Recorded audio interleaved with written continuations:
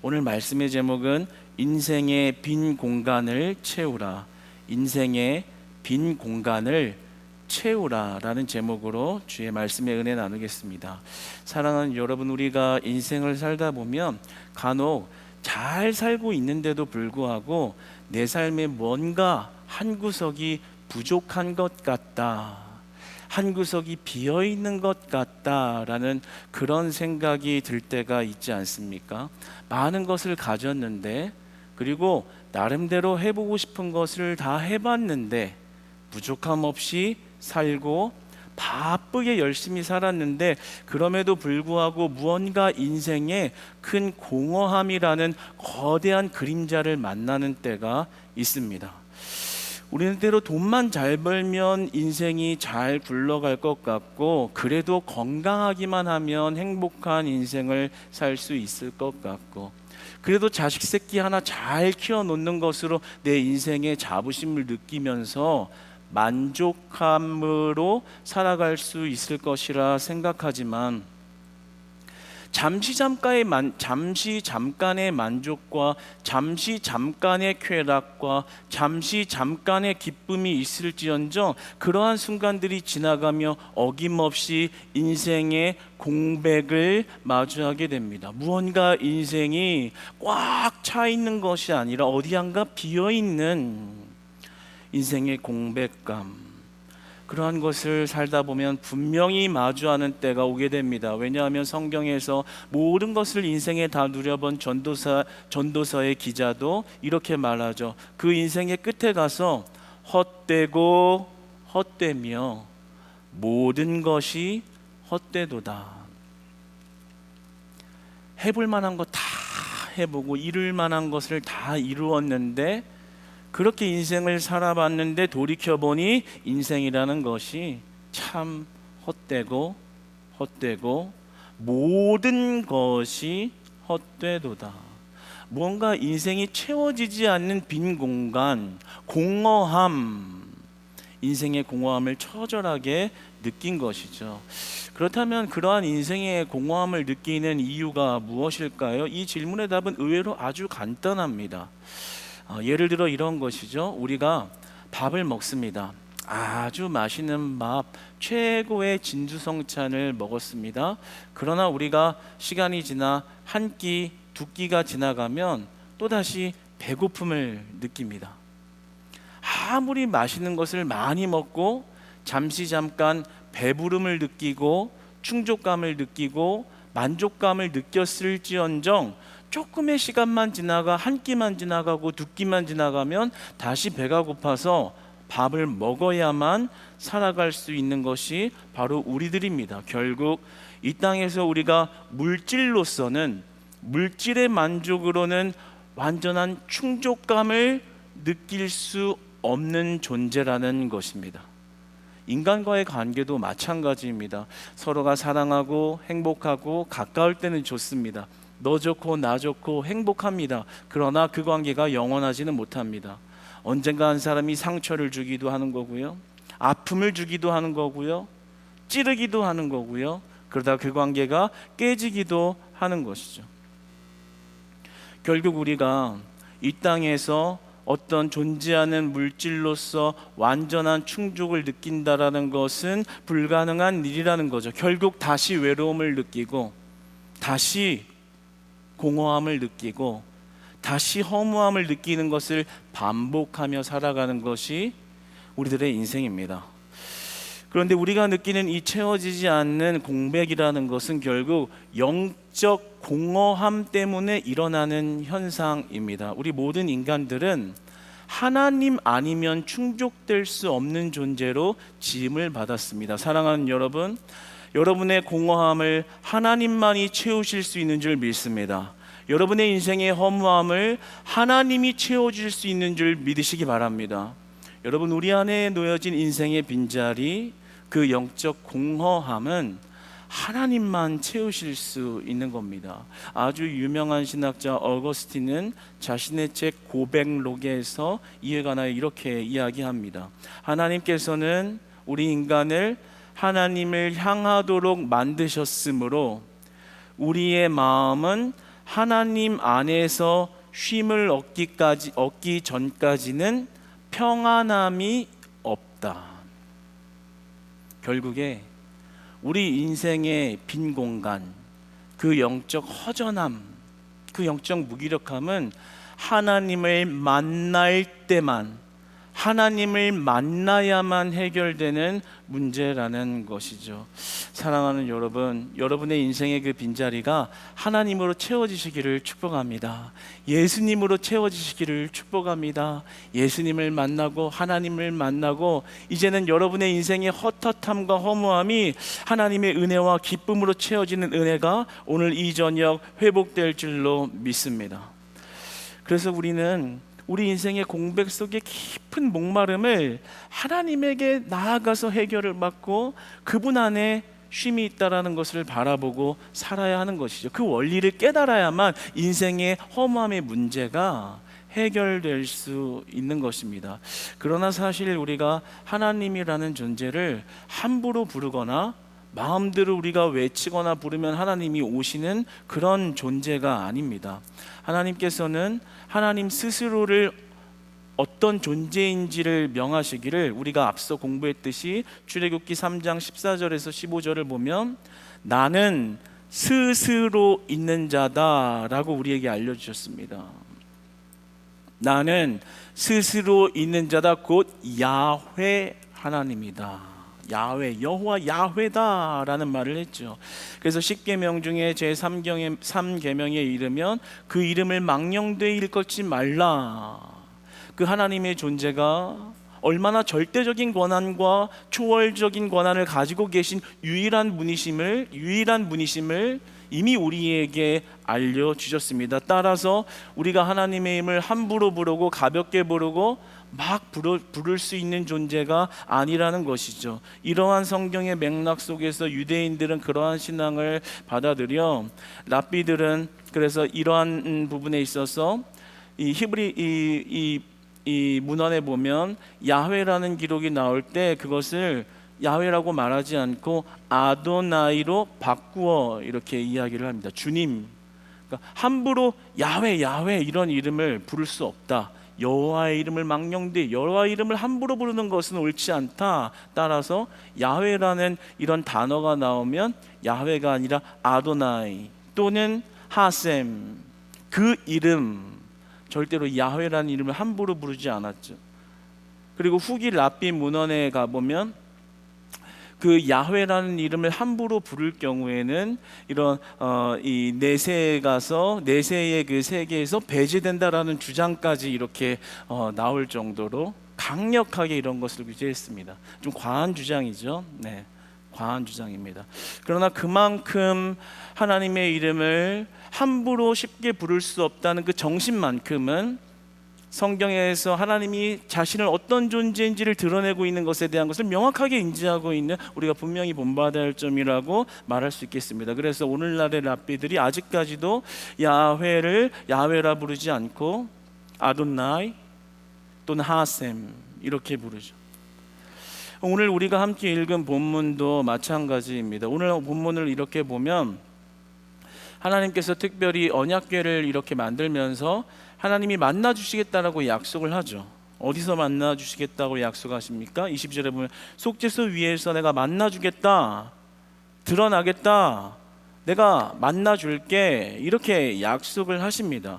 그러니까 언뜻 보면 굉장히 놀라운 초청 같아 보이는데 단순한 그냥 초청이라고만은 보기가 조금 어렵습니다. 왜냐하면 그 언약궤가 그냥 단순히 놓여 있는 것이 아니라 지성소 안에 놓여져 있고, 지성소 안에 있다라는 것은 언약궤로 나아가는 사람이 한정적으로 정해져 있다라는 겁니다. 대제사장만 1년에 한 번씩 들어갈 수 있는 거죠.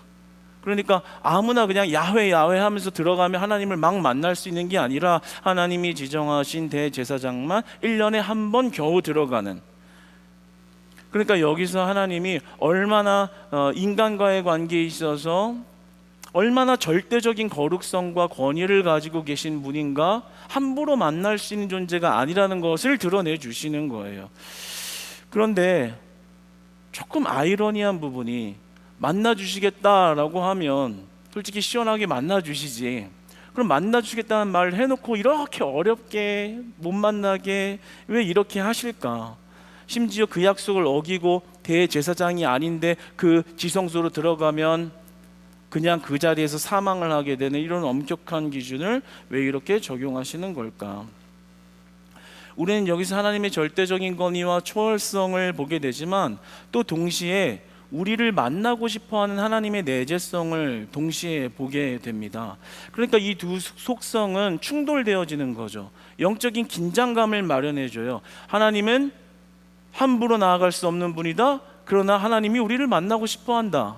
이런 영적 긴장감과 딜레마에 빠질 수 있는 이런 부분들이 어떻게 우리가 이 안에서 해결을 볼 수 있을까요? 이런 불가능에 있는 만남이 특별한 은혜와 특별한 만남으로 전환되어지는 장치가 있습니다. 그것은 바로 오늘 본문의 속죄소입니다.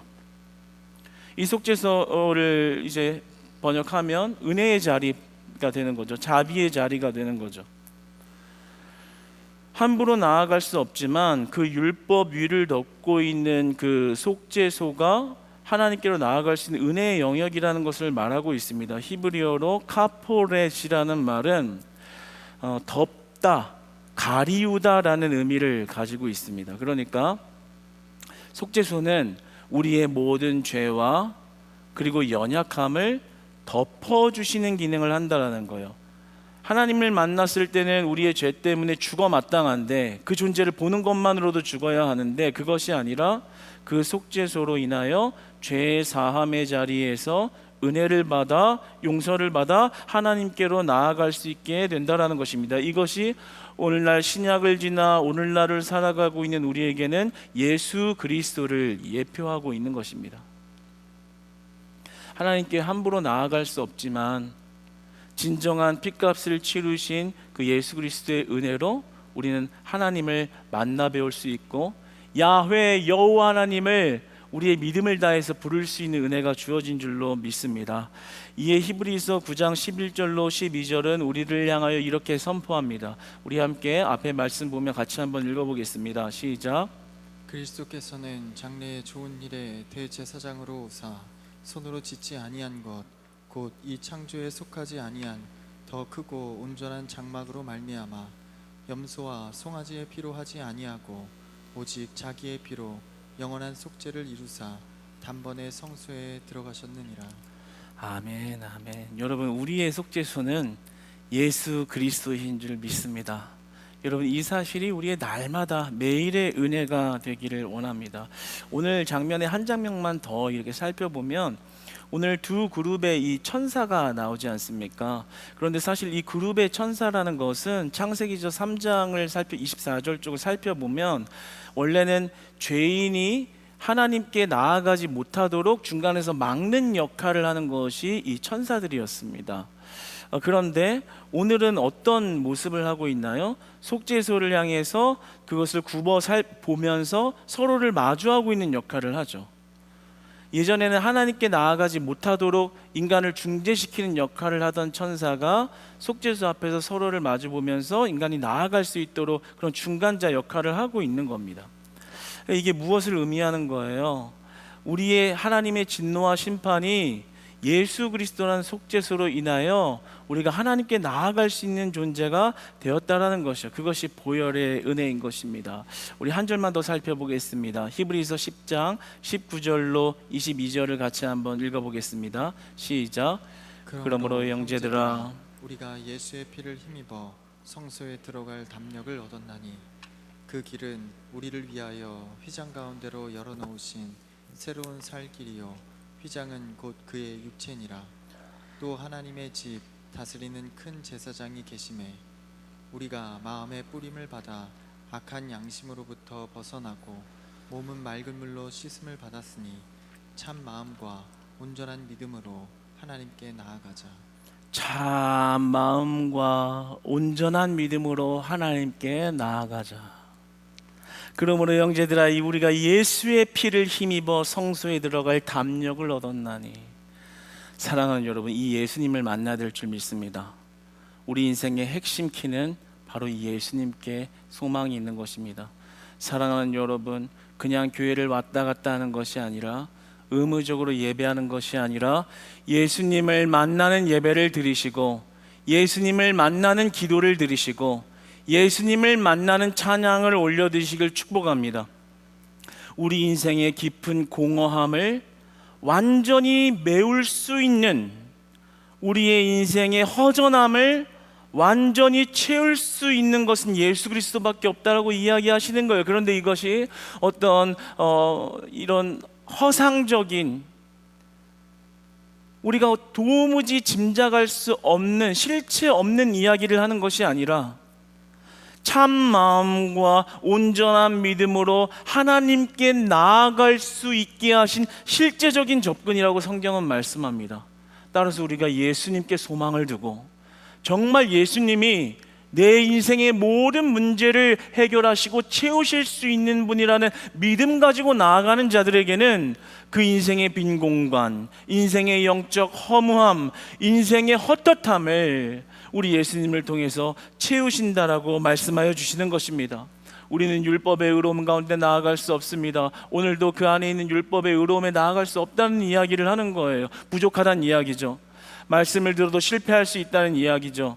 말씀 들으면서 머릿속으로 알고 있어도 나아가서 또 죄 짓는 게 저거 여러분이라는 걸 이야기하는 거죠. 그러나 그럼에도 불구하고 그렇게 넘어지고 실수하고 안 되고 깨지고 부족하지만, 그럼에도 불구하고 내가 하나님께 소망을 두고 내 인생이 하나님께 나아갈 수 있는 유일한 방법이 예수님이라는 사실을 믿는 자들에게는 속죄소의 은혜가 임하는 줄로 믿습니다. 여러분의 과거를 묻지 않습니다.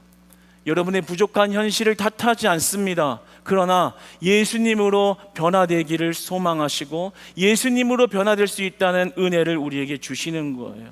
사랑하는 여러분, 인생의 허전함을 느낄 때 여러분이 돈을 벌면 이 문제가 해결될 거야, 건강하면 내가 인생이 만족할 거야, 아니라고요. 그러한 자들은 결국에는 가서 헛되구나, 이러한 고백을 하게 되어 있습니다. 그러나 여러분, 예수님을 만나는 자, 예수님께 소망을 두고 살아가는 자, 그 인생의 허무함이 예수 그리스도의 영으로 채워지는 은혜 있을 줄로 믿습니다. 하나님께 나아가는데 자유함을 얻으시기를 바랍니다. 하나님께 나아가는 게 기쁨이 되기를 원합니다. 하나님께 나아가는 게 감사가 되기를 소망합니다. 예수 그리스도께 소망을 둔 자는 그 깊은 영적 단계 하나님의 충족감을 마주하고 만날 수 있게 되는 것이죠. 그러니까 여러분, 우리가 인생을 살면서 그 끝자락에 또는 중간에 왜 이렇게 인생이 헛헛하고 내 인생에는 답이 없을까? 자식도 잘 키웠는데, 건강한데, 별 이상이 없는데, 돈도 많이 벌었는데 왜 내 마음의 한 구석은 뭔가 잘 살고 있는 것 같지 않을까? 뭔가 부족한 것 같을까? 인생의 목표를 돈에 두었기 때문에 그런 것이고요, 내 인생의 목표를 명예에 두었기 때문에 그러는 것이고요, 내 인생 그냥 자식 잘 키우고 가족 행복하게 사는 것이 좋은 인생이다라는 목표를 두었기 때문에 결국에 그런 허무함을 마주하는 겁니다. 그러나 오늘 말씀을 우리가 믿음으로 받아 순종으로 받아들일 때 내 인생의 목표가 돈이 아니라 예수님이 되기를 소망합니다. 여러분의 인생의 목표가 명예가 아니라 예수님이 되시기를 축복합니다. 여러분 인생의 목표가 건강이 아니라 예수님 만나는 게 목표가 되시기를 축복합니다. 다른 것을 목표로 하면 헛헛하게 된다고요. 헛되다 모든 것이 헛되더라라는 말을 하게 된다고요. 그러나 예수님께 소망을 둔 자는 그 인생의 빈 공간이 채워지고 영적 허기짐의 배부름을 느낌으로 그 입술에 찬양이 나오게 될 줄로 믿습니다. 그 입술에 감사가 회복될 줄로 믿습니다. 그 안에 모든 우울함과 영적 어둠이 떠나가고 하나님이 주시는 기쁨으로 일어나게 되는 것이죠. 그러니까 우리가 하나님께 소망을 두면요, 돈 보고 사람 보고 이럴 때는 소망 없어서 맨날 마음 안에 이 빈 공간을 가지고 있다가도요, 우리가 하나님을 예배하면 이것이 회복되는 거예요. 기도하더니 내 인생의, 내 영혼의 만족함을 느끼고 내 영혼의 안전함을 느끼고 내 영혼의 평안함을 느끼는 거죠. 여러분, 하나님께 소망을 두는 자들 어떻게 해야 되겠습니까? 오늘 여러분들처럼 비가 오나 눈이 오나 하나님을 예배하는 인생 되어야 할 줄 믿습니다. 하나님이 얼마나 기뻐하실까요? 출석자리 채워야 되니까 나오는 게 아니라요, 여러분의 고백에 하나님, 내 인생의 소망은 하나님께 있습니다. 하나님, 제가 돈의 소망 더 봤더니 인생 별거 없더라고요. 안 되더라고요. 그런데 하나님께 소망 두니 내 인생 살만한 인생 되었습니다. 하나님, 앞으로 어떤 역경 와도 내가 하나님께 소망을 들면 내 인생은 안전할 줄 믿습니다. 여러분, 하나님 예배하는 데 소망을 두는 거예요. 그래서 이렇게 예배하는 데 소망을 둔 자들은 예배하지 않으면 헛헛함을 느껴야 됩니다. 예배해야 하는 시간에 예배하지 않고 그냥 인간적으로 육체적으로 활동을 하고 있으면 영적 허기짐을 느껴야 돼요. 아, 이거 아닌데, 이렇게 살면 안 되는데, 뭔가 잘못 가고 있는데, 이런 허기짐이 느껴져야 되는 거예요. 예배 안 드리면 역시 비 올 때는 무릎도 좀 쑤시고 예배 가는 것보다 앉아있는 게 행복이야. 아니라고요. 그 영적 허기짐, 영적 목마름을 채울 수 있는 건 우리 예수님께밖에 없는 것이고요. 그러므로 힘들어도 발을 띄어서 옷을 입고 이 전으로 나왔을 때 여러분의 인생의 그 빈 공간은 하나님이 채우시고 만족하게 하시고 여러분의 어둠을 몰아내시고 걱정 근심을 지우시고 다시금 밥을 먹었을 때 그 허기짐이 채워지는 것처럼 날마다 예배하면서 그 인생의 허기짐을, 영적 허기짐을 하나님으로 채워가는 은혜가 있어야 할 줄로 믿습니다. 교회 가는 게 재미없고요, 세상 가서 노는 게 좋고 돌아다니는 게 좋고 노는 게 좋고 돈 버는 게 좋으면 그들의 입술로 전도서의 기자와 똑같이 모든 인생이 헛되고 헛되는구나, 죽음 앞에서 그런 고백하게 될 것입니다. 그러나 예수님을 찾은 자들은 만족함을 느끼는 거예요. 어디에도 소망이 없는데 예수님에게는 소망이 있구나. 여러분, 오늘 그러지 않으셨어요? 비 오는데도 이렇게 주의 교회 왔을 때 발 디뎠을 때부터 세상에서 치이고 복잡하고 그냥 인간 같지도 않은 인간들하고 그냥 씨름하면서 마음은 지칠 대로 지쳐가지고 있는데도 예배하러 불을 딱 발을 디뎠을 때 마음이 평안하지 않으셨어요? 하나님이 나를 회복시켜 주시겠지, 하나님이 내 마음을 알아주시겠지, 하나님이 나를 위로하시겠지, 하나님이 나에게 소망을 회복하시겠지. 진실로 그 고백 위에 여러분의 허기짐을 채우시는 은혜 있을 줄로 믿습니다. 거기에 소망 둘 때 하나님 붙드는 인생, 하나님이 쓰시는 인생, 하나님이 채워가고 이끌어 가시는 복된 인생이 될 줄로 믿습니다. 날마다 고백하세요. 오면서 하나님, 제가 왔습니다. 주님, 제가 왔습니다. 예배하러 왔습니다. 내 인생 하나님께 소망 두고 살아갑니다. 그 세상이 줄 수 없는 고귀한 가치를 발견했을 때, 사실은 그냥 막 부르고 나아갈 수 없는 존재임에도 예수 그리스도라는 그 이름의 속죄소의 은혜 때문에 이 자리에 나올 수 있다는 그 은혜가 감격이 되고 그 믿음의 사실이 나에게 감사가 된다면 예배 나온 게 얼마나 기쁨이 되고 얼마나 감사가 되고 한 번 한 번의 예배가 얼마나 소중하게 여겨지겠습니까? 시편서 42편 1절로 2절은 이렇게 말합니다. 우리 같이 한번 읽어보겠습니다. 시작. 사슴이 시냇물을 찾기에 갈급함같이 내 영혼이 주를 찾기에 갈급하나이다. 내 영혼이 하나님 곧 살아계시는 하나님을 갈망하나니 내가 어느 때에 하나님의 얼굴을 배울까? 우리가 사슴이라는 거예요.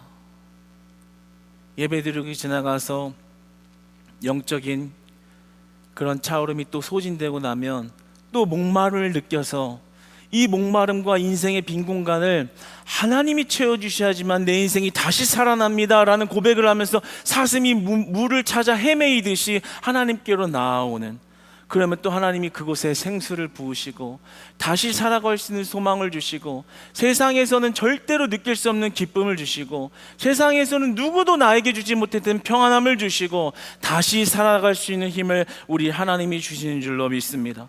그래서 요한복음 6장 35절에서 예수님은 이렇게 말하는 겁니다. 나는 생명의 떡이니 내게 오는 자는 결코 줄이지 아니할 것이다. 떡을 먹으면 또 배고프겠지만 예수 그리스도라는 떡을 먹을 때 우리의 영혼의 허기짐이 채워진다라는 이야기를 하는 것이죠. 제가 이번 주에 한 성도님과 이렇게 이야기하는데 참 은혜가 됐습니다. 어떻게 오늘 말씀하고 찰떡궁합인 이야기인 것 같아요. 예전에는 이렇게 바빠서 예배에 결석을 하게 됐을 때 분주하고 바쁘니까 그럴 수 있지, 또는 어쩔 때는 너무 고단할 때는 좀 몸도 편하기도 하다, 한 번만 빠지고 다음에 잘 나가자, 이런 생각을 가지고 있었는데 우리 크리스찬교에서 신앙생활하면서 그 횟수가 지나다 보니 최근에는 바빠서 어쩔 수 없이 못 가는 상황이 되었는데 마음 안에서 그 영적 허기짐을 느꼈다라는 거예요. 예배 가야 되는데, 아무리 바빠도 이 회사의 일 스케줄 조정해서라도 예배로 나아가야 되는데, 내가 이렇게 바쁘다고 예배가 아닌 다른 것을 향하고 있는 것, 이거 뭔가 잘못 가고 있는 것 같은데, 그런 마음을 강하게 들고 그런 갈등을 했다는 거예요. 그런데 그런 고민 속에서 어느새 내가 이렇게 변했지? 예전에는 그냥 예배 한번 빠져도 그냥 빠질 수 있지, 이렇게 한번 생각했는데, 바쁘니까 어쩔 수 없지, 이렇게 생각했는데, 어느 순간 내가 그 영적 목마름, 사슴이 시냇물을 찾아야만 하는 그런 영적 허기짐을 내가 느끼는 사람이 되었다는 게 벌써 내가 그래도 조금은, 그래도 이전보다는 조금 더 하나님께 나아가는 예배자가 되어가고 있구나라는 것을 이렇게 깨달았다는 거예요. 영적 민감함을 가지고서 자신을 통찰한 거죠. 사랑하는 여러분, 우리의 인생이 하나님을 향할 때만 인생의 만족함을 느낄 수 있습니다. 우리의 인생에 소비하고 낭비해야 할 것이 있다면 그것은 하나님을 예배하는 데 힘쓰는 것이 되어야 할 줄 믿습니다. 왜냐하면 그 안에 진짜 쉼이 있고 그 안에 진짜 갈증을 해소할 수 있기 때문입니다. 오늘 제가 예배에 나오기 전에 길을 이렇게 지나가는데 이 비가 왔잖아요. 그런데 조그마한 아이인데 한 6살쯤, 5살, 6살, 우리 하일이랑 비슷하게. 근데 이제 엄마랑 우산을 쓰면서 이렇게 가는데, 제가 그 전에 어떤 일이 있었는지 모르겠는데 제가 목격한 순간에는 둘이서 뭔가 이렇게 좀 티격태격 했나 봐요. 이제 애가 이제 엄마 손을 뿌리치면서 이렇게 지가 한 2번 뿌리쳤더니 또 지가 손을 잡더라고요. 그러더니 계속 우는 거예요. 막 엉엉엉 계속 울어요. 그래서 이제 같이 하고 싶지 않은데 길이 같아가지고 이렇게 같이 이렇게 지나가는데 제가 조금 빨리 걸었죠. 뭐 동행할 필요는 없잖아요. 일찍 걸어가는데 계속 우는데 엄마는 가만히 있다가 제가 이렇게 뒤통수가 보일 때쯤 그 아이가 그러는 거예요. 울음을 이제 싹 멈추더니, 엄마 미안해, 엄마 내가 아까 전에 이렇게 그렇게 했는데 앞으로는 그렇게 하지 않을게, 그리고 사랑해, 이렇게 얘기하는 거예요. 말이 너무 예쁘더라고요. 근데 이제 엄마가 알았어, 나도 사랑해, 이러면서 두 손을 꼭 잡고 이렇게 가는 겁니다. 그런데 오늘 말씀이 이렇게 묵상되어졌어요. 우리가 하나님 앞에 살아간다는 게 때로는 실수하고 잘못할 때가 있죠. 오늘 본문에서 말씀하는 그 율법의 의로움에 비추어 봤을 때 너무나도 연약한 죄인의 모습이 있다고요. 그래서 때로는 그렇게 그냥 죄인된 모습으로 살기 원하는 반감과 반항심이 있지만, 그래도 오늘 그 아이처럼 다시 손을 붙잡는, 그 우리 하나님 아버지의 손을 다시 붙잡으면서 그 하나님께 매달려 있는 그 모습이 꼭 우리가 가져야 할 모습이 아닐까. 하나님, 나 죄 짓고 나 넘어지는 그런 부족한 사람입니다. 그래도 내 인생 하나님께 붙어 있으면 다시 회복될 소망 있는 인생인 줄로 믿습니다. 그래서 엉엉 울고 오늘로 나와서 하나님 나 죄 짓고요, 월화수 엉망진창으로 살았어요. 그래도 내가 하나님 손은 안 놓겠습니다. 하나님 손은 꼭 붙들고 있겠습니다. 그 아이가 울음을 그치면서 엄마 잘못했어요, 미안해 라고 하는 것처럼, 예수님 죄송합니다, 내가 속죄소의 은혜를 바라오니 내 모든 죄를 덮으신 그리스도의 피로 나를 한 번만 더 용서하여 주시고 나를 다시 일으키셔서 하나님 여호와 야훼 하나님의 이름을 부를 수 있는 믿음의 담력을 주시고 다시금 내 인생의 부족함을 채워주시는 은혜로 하나님과 동행하게 하여 주시옵소서. 엄마 사랑해, 하나님 사랑합니다. 그러니까 그 엄마가 뭐라고 해요? 나도 사랑해. 우리 하나님 그렇게 말씀해 주시고, 나도 너를 사랑한다. 그게 정말 하나님 음성, 우리와의 관계처럼 들려지더라고요. 여러분, 어떠한 상황과 처지를 마주하든 여러분이 예수님을 꼭 손을 꼭 붙들고 나아가는 여러분 되시기를 축복합니다. 그러면 그 인생은 회복될 인생이요, 하나님이 채우실 인생이요, 인생의 빈 공간을 하나님의 은혜로 메워가시는 그런 은혜를 경험하고 보게 될 축복된 인생 될 줄로 믿습니다. 사랑하는 여러분, 우리는 그리스도 안에서만 완전한 만족을 느끼고 참된 나를 찾아갈 수 있습니다. 사랑하는 여러분, 여러분이 무엇을 통해서 내가 충분히 채워지려고 하고 계신가요? 오늘 말씀의 믿음을 본받아 우리가 예수님으로만 우리의 인생에 소망을 두는 심령으로 다 변화되어서 우리의 모든 장벽을 허무시고 하나님 앞에 나아가게 하시는 그 은혜로 여러분의 인생이 하나님으로 복이 되고 하나님으로 기쁘고 하나님으로 감사하는 인생들이 다 되시기를 주님 안에서 축복합니다.